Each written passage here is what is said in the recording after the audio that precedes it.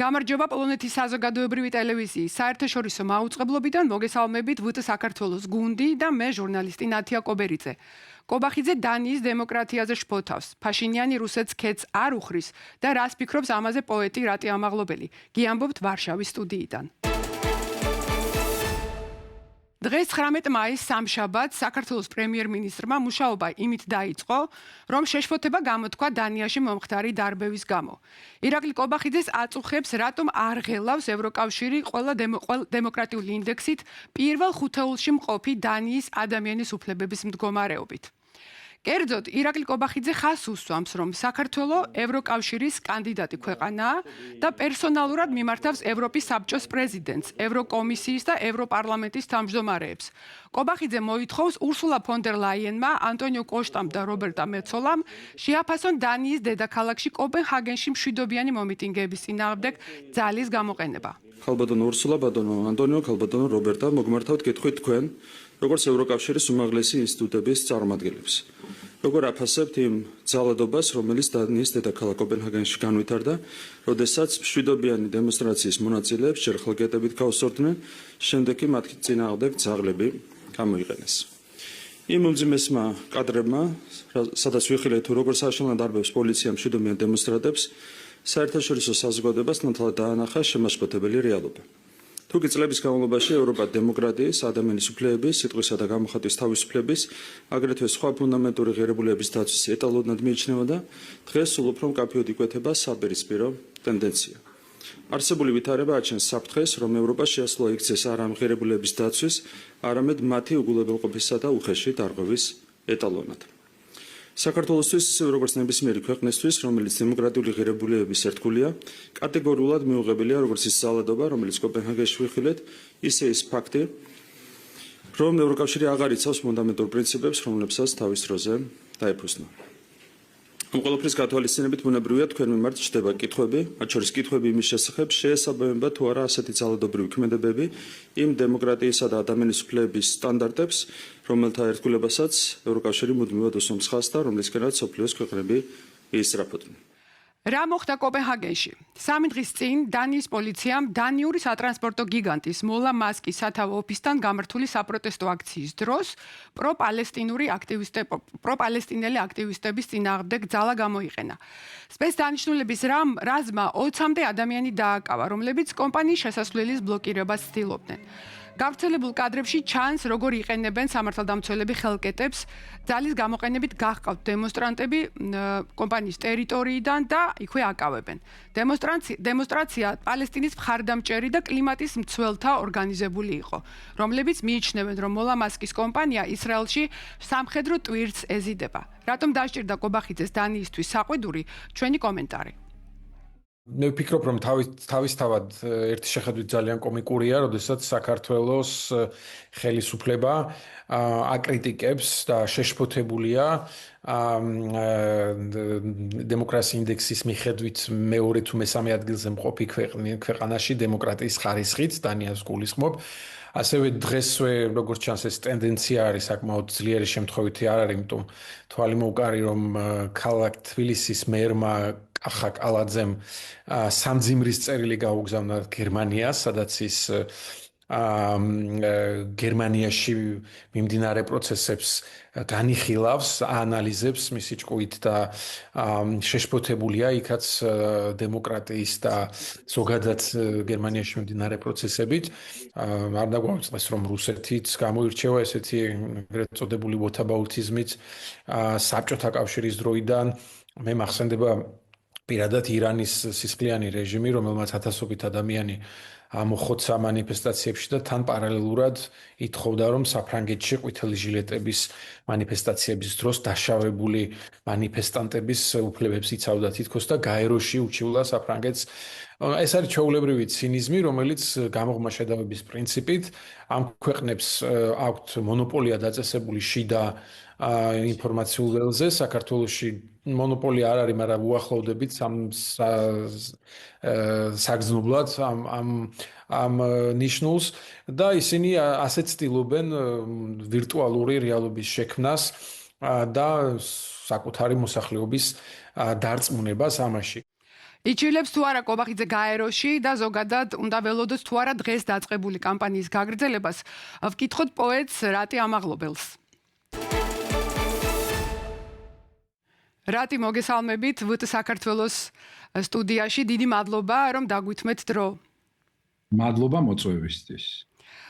რატი დღეს თბილისში ბევრს გაახსენდა შექსპირის ფრაზა, რაღაც აყროლდა დანიის სამეფოში და ასე შემდეგ. არ ვიცი თქვენში თუ აღძრავს რაღაც პოეტურ ასოციაციებს ის რაც დღეს მოვისმინეთ ირაკლი კობახიძისგან. ჩემში აღძრავს მე ჯერ კიდევ ის თაობა ვარ, ვისაც ახსოვს საერთაშორისო მიმომხილველი, ძალიან საყვარელი კაცი ბატონი აბონ ციციაშვილი, რომელიც იყო მოამბის საერთაშორისო პროგრამების წამყვანი, ასე ვთქვათ, რა ხდებოდა კაპიტალისტურ დასავლეთში საბჭოთა კავშირის დროს, ბატონ აბონ ციციაშვილს მიყავდა ასეთი რუბრიკა და იქ გვიყვებოდა როგორ პება დანიაც, ევროპაც, ამერიკის შეერთებული შტატებიც და მხოლოდ საბჭოთა ადამიანი არის ბედნიერი. აი ეს რიტორიკა ბატონი აბონ ციციაშვილისა დღეს აი 21 საუკუნეში 2026 წელია თუ გაცოცხლდებოდა საქართველოს დამოუკიდებელი საქართველოს პირობებში ქართული ოცნების პრემიერ-მინისტრის მიერ ამას ბევრი ვერ ივარა, ცუდ სიზმარშიც ვერავინ ნახავდა, ხო? ეს არის პირწმინდად, ასე ვთქვათ, რუსული შაბლონი, რომ ინგრევა ევროპა არ არის ის ევროპა, რაც ჩვენ ვიცით. და მთელი ბრალეულობის გადატანა გარეთ და საკუთარ აუდიტორიასთან ძალის პოზიციებით საუბარი, ხო? ისინი აი ჩვენ რას ვხედავთ სომხეთის, აზერბაიჯანის დიალოგს, ევროკავშირის ქვეყნების ლიდერების ჩამოსვლას ერევანში, ამ რეგიონის გადახალისებას, ახალ გეოპოლიტიკურ, ასე ვთქვათ, სტრატეგიას, დაახლოებას ევროპასთან. და აქ ჩვენ ხედავთ ქართული ოცნების მთავრობის მიერ ნაფტალიდან ამოღებულ საბჭოთა რიტორიკას, რომელიც ყველა უბედურებას აბრალებს საკუთარ პირველ ყოვლისა ისეთ ქვეყნებს, რომელთა მართლაც დემოკრატიის ინდექსი უმაღლესია და საშური. რატი როგორ ფიქრობთ, რატი თუ შეიძლება გაგაწყვეტნოთ, ბოდიში, მაინც რატომ იქცევიან ასე, აი ამდენი წელია უკვე ამას ვუყურებთ, განსაკუთრებით უკრაინის ომის დაწყებიდან ვუყურებთ მზარდ რაღაც კონტრკამპანიას, განსაკუთრებით ევროკავშირის წინააღმდეგ, ამ შეერთებულ შტატებს ბოლო დროს თავს იკავებენ, რატომღაც როგორ ფიქრობთ, მაინც რატომ, აი რისი იმედი აქვთ, რატომ ფიქრობ საქართველოს მთავრობა, თუნდაც ბიზნა ივანიშვილის, ასე ვთქვათ, მასშტაბის გათვალისწინებით, რომ მას ძალუძს ევროკავშირთან გამკლავება ან ესეთი ტიპის წინააღმდეგობა. როდესაც გეგმა ზომიერად უარს იძახი შენებას, ვთქვათ, საქციელის, დემოკრატიული ინსტიტუტების მოწესრიგებაზე პირიქით მას ანადგურებ, როდესაც ევროპულ და ქართულ ღირებულებებს სინამდვილეში ანადგურებ, როდესაც ის თამაშის წესები, რაც ცივილიზებულ სამყაროს გააჩნია, იმასთან მიმართებაში იქცევი ხულიგანივით ყველა წესს არღვევ, უნებრივია შენ ეძებს სხვა მოკავშირეებს, ხო? ასეთივე ხულიგნურს, ისეთი წესებით მოთამაშეს, რომელსაც არ აქვს, რა ქვია, არანაირი წესები. და ჩვენ ხედავთ, ვინ თამაშობს ამ უწესო წესებით რეგიონში, პირველ ყოვლისა ეს არის რუსეთი, ბელორუსი, ირანი და ბუნებრივი, ასე ვთქვათ, ანტაგონიზმი ჩნდება და ასწრებენ ისინი მოვლენებს, როდესაც მათ შეიძლება თქვან ქართული ოცნების მიმართ მნიშვნელოვანი განცხადებები გააკეთონ უნგრეთის არჩევნების შემდგომ, შეიძლება ეს განცხადებები ბევრად კონსოლიდირებული იყოს და განცხადება საქმეც მოყვეს რეალობაში პიროვნული თუ ასე შემდეგ სანქციების მიხედვით, ხომ? და ეს არის წინმსწრები, რომ ჩვენ კი არ ველოდებით რაიმე ტიპის, ასე ვთქვათ, პროაქტიულ ქმედებას ევროპისაგან, ქართული ოცნების ხელისუფლების მიმართ, არამედ ჩვენ ვასწრებთ ამას და ეს არის საკუთარი ამომრჩევლის ერთგვარი კონსოლიდაცია, რომ აი ჩვენ საუბრობთ ძალის პოლიტიკით, ჩვენ გვეუბნებიან უარს, ჩვენ არაფერს შუაში არ ვართ, ისინი არიან სუდები. დაახლოებით ეს პრიმიტიული ლოგიკაა და წინმსწრებად ასწრებენ, რომ იციან, რომ არაფერი არ გამოუვათ თავიანთ ენაზე რომ თქვა ვერ დაალაგდებიან, ძალიან სურთ, მაგრამ ასე ვერ დაალაგდებიან. აი ეს ამის შედეგია, ეს წინსწრები განცხადებები კობახიძის. და როგორ ფიქრობთ, დაალაგება არის მიზანი თუ ანუ მხოლოდ ის რომ უბრალოდ კონსოლიდაცია და ძალა აჩვენონ ბოდიშ თავის ამორჩეველს ან ზოგადად რა უნდა მოხდეს, როგორ ფიქრობთ რომ ეს აღარ მოვიდა ეს სპექტაკლები და აი ეს კონფრონტაცია, აი ეს რაღაცა კამპანიური მცდელობები ევროკავშირის წინააღმდეგ აღარ ვნახოთ და აღარ დასჭირდეს მათ შორის აღარც ქართულ ოცნებას. ეს ხო, იქ არ ამგონია ვინმე ამას კითხულობდეს, ან ყურადღებას აქცევდეს, ან საერთოდ მიდიოდეს ადრესატამდე კობახიძის განცხადებები, აი სამი ჩამოთვლილი წარმომადგენლის მიმართ, არ ამგონია მათ ეს იცოდნენ საერთოდ, თუ რაღაცა ქვედა დონის მოსამსახურემ რაღაცა პატარა არ უპატაკა, ხო? არ ამგონია მას, ეს არის რასაკვირველია შიდა თავისი შიდა აუდიტორიისთვის და გაგრძელდება მანამ სანამ ასეთ დღეში იქნება ქვეყანა სრულ იზოლაციაში, რომელიც კატასტროფის მაუწყებელია ჩვენთვის და ეს ძალიან მძიმე ამბავია.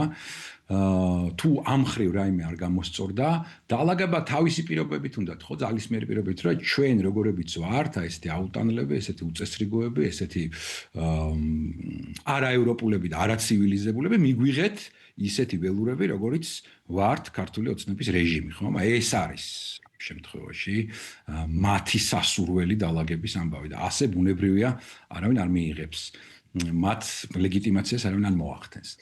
და აი ეს იწილო-ბიწილო სავარაუდოდ გაგრძელდება მანამ სანამ რა ვიცი, უსასრულოდ სანამ ქართული ოცნების ხელისუფლებას ექნება ხელისუფლება. დიდი მადლობა რატი ვნახოთ მართლაც რამდენ ხანს გაგრძელდება. ვიმედოვნებ კიდევ იქნები ჩვენი სტუმარი. ეს იყო პოეტი რატი ამაღლობელი. საქართველოს დედაქალაქთან თბილისთან 51 წლიანი მეგობრობის გაწყვეტა განიზრახა გერმანიის ქალაქ ზაარბრუკენის მერიამ. ამის შესახებ დღეს ზაარბრუკენ ცაიტუნგი იტყობინება. რაც უნდა ისქნან, ასე გამოეხმაურა თბილისის მერი კახი კალაძე თბილისის მეგობარ ქალაქთან მრავალწლიანი პარტნიორობის დასრულებას, რომლის მიზეზიც გერმანული მხარის განმარტებით საქართველოში შექმნილი მძიმე პოლიტიკური ვითარებაა. შეგახსენებთ, რომ თბილისის ისტორიულ ცენტრში ზაარბრუკენის მოედანიც მდებარეობს.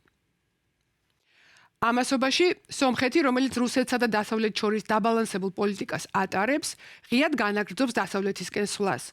ბოლო დროს დასავლეთის მიმართულებით გადადგმული ნაბიჯების გამო რუსეთის მხრიდან სომხეთმა არაერთი მუქარა მიიღო. გუშინ ჟურნალისტებთან გამართულ შეხვედრაზე პრემიერ-მინისტრს კითხეს, ხომ არ გაართულებს სომხეთის დასავლეთთან დაახლოება ურთიერთობას რუსეთთან. ნიკოლ ფაშინიანმა გაიხსენა, როგორ მიიღო საყვედური რუსი პოლიტიკოსისგან, თითქოს ევროპასთან დაახლოებით სომხეთი რუსეთის ინტერესს დააზიანებს. ფაშინიანმა რუსულ მხარეს მოსთხოვა მტკიცებულება აეხსნათ, როგორ აზიანებს სომხეთის ევროპული ნაბიჯები რუსეთის ინტერესებს. მე მოусმინე და ვუპასუხე. ძალიან კარგი. მე უკვე მithქვამს, რომ რუსეთის ინტერესებისთვის ზიანის მიყენების არანაირი განზრახვა და სურვილი არ გაგვაჩნია და ამას კიდევ ერთხელ ვადასტურებ. მაგრამ ახლა კონკრეტულად რას გულისხმობ? გთხოვთ თქვენს და მთელი დელეგაციის წევრებსაც წარმოადგინოთ მხოლოდ ერთი მაგალითი. ერთი კონკრეტული მაგალითი, სადაც ევროკავშირთან ჩვენმა თანამშრომლობამ რუსეთის ინტერესებს რეალური ზიანი მიაყენა. და რა თქმა უნდა, გესმით, რომ მაგიდასთან სხდომი ადამიანები უკიდურესად სერიოზულ და გავლენიან პირებთან საუბრობდნენ. და იცით რა იყო პასუხი? ბურტყუნი, გაურკვეველი ლაპარაკი, მაგრამ კითხვას პასუხი არავინ გასცა. ერევანში ევროპის პოლიტიკური თანამეგობრობის სამიტის დასრულების შემდეგ, რომელიც მაისის დასაწყისში გაიმართა, სომხურ საზოგადოებაში ევროპული ინტეგრაციის დღის წესრიგი გააქტიურდა. ოფიციალური განცხადებებისა და ევროპული ლიდერების შეფასების პარალელურად, სომხი ხალხი ქვეყნის მომავალზე საუბრისას სულ უფრო მეტად აკეთებს აქცენტს დასავლური მიმართულებით განვითარების მნიშვნელობაზე. თუმცა მთავარი კითხვა უცვლელი რჩება, რას ნიშნავს ეს სამიტი ქვეყნის მომავლისთვის. გთავაზობთ ვტ ჰაიასტანის ნიუსის მომზადებულ მასალას, რომელიც ჩვენმა კოლეგამ არმინე მარტიროსიანმა ერევანში მოამზადა. სომხეთ ევროკავშირის პირველი სამიტი და ევროპული პოლიტიკური გაერთიანების მერვე სამიტი. საერთაშორისო მნიშვნელობის ამ ორმა პოლიტიკურმა მოვლენამ ერევანში 48 ქვეყნისა და სტრუქტურის მაღალი რანგის დელეგაცია შეკრიბა. სამიტის შედეგად სომხეთმა და ევროკავშირმა ერთობლივი დეკლარაცია მიიღეს უსაფრთხოების, ეკონომიკის, ტრანსპორტისა და ურთიერთკავშირის სფეროებში თანამშრომლობის გაღრმავების შესახებ. ასევე დაადასტურეს ვიზა ლიბერალიზაციის თაობაზე დიალოგის გაგრძელება. ყურადღება სომხეთის მიერ ამ მიმართულებით მიღწეულ პროგრესზე გაამახვილეს. ქვეყნის ხელისუფლება ამას ევროპისგან გადადგმულ ნაბიჯად მიიჩნევს. სკეპტიკოსები კითხულიან, რომ ესაა პოლიტიკური სიგნალი რეალური შედეგების გარეშე. საზოგადოებაში პროცესის მიმართ დამოკიდებულება ცალსახა არაა. ბევრ რამეს შეცვლის, ვერ ხედავთ როგორ არის ევროპა განვითარებული. წადით და ნახეთ რა რიგებია სავიზო ცენტრებში. კარგი რომ არ იყოს, ასე ხომ არ იქნებოდა. თუ ხალხი იქით ისწრაფვის, ესე იგი იქ რაღაც კარგ ხედავს, არა? არა. მგონია კარგი იქნება, თუნდაც ხალხის მდგომარეობა ცოტათი გაუმჯობესდება. თავისუფლება, დემოკრატია, უამრავი კარგი რამ. საზღვრები გაიხსნება, შევძლებთ წასვლას, მოსვლას. ამ ჩაკეტილ რეგიონში ჩვენ გვჭირდება თავისუფალი შესვლა და გამოსვლა, რომ ცხოვრება უფრო ეფექტური გახდეს. შესაძლოა უსაფრთხოების გარანტიებიც მოგცენ, თუმცა, როგორც იტყვიან, თუ ფრჩხილი გაქვს, თავად უნდა მოიფხანოო. ამ საკითხზე კარგი აზრის არ ვარ.